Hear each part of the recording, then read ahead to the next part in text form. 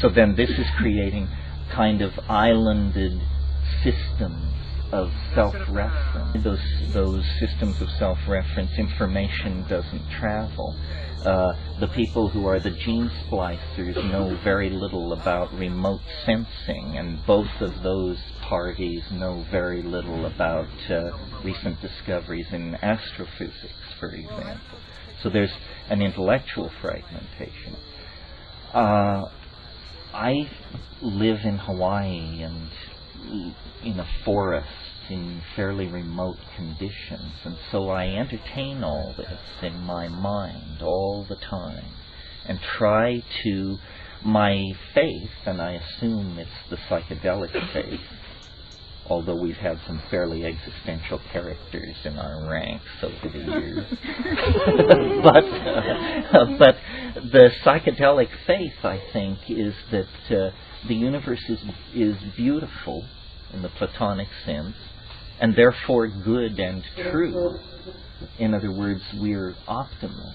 We're not flailing existentialists. We're not relativists, because we have a real standard to measure our spiritual coinage against.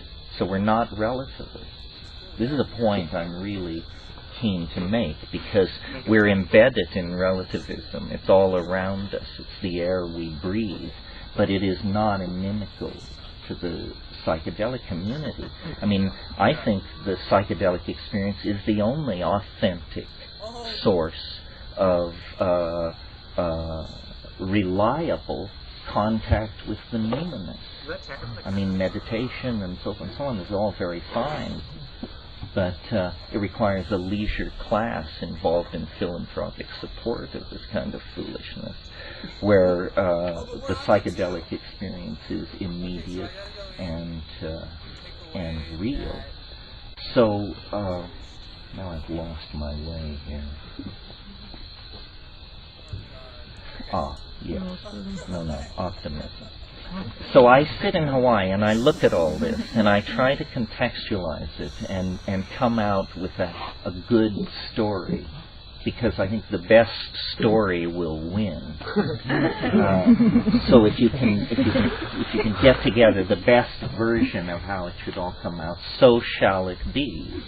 And I work at this because in the past I've been very, very happy with the results between my interior fantasy and the unfolding of historical development. I mean, I wished for LSD, and then it happened, and then I dreamed of the internet, and then it happened. So I should keep at this. Definitely.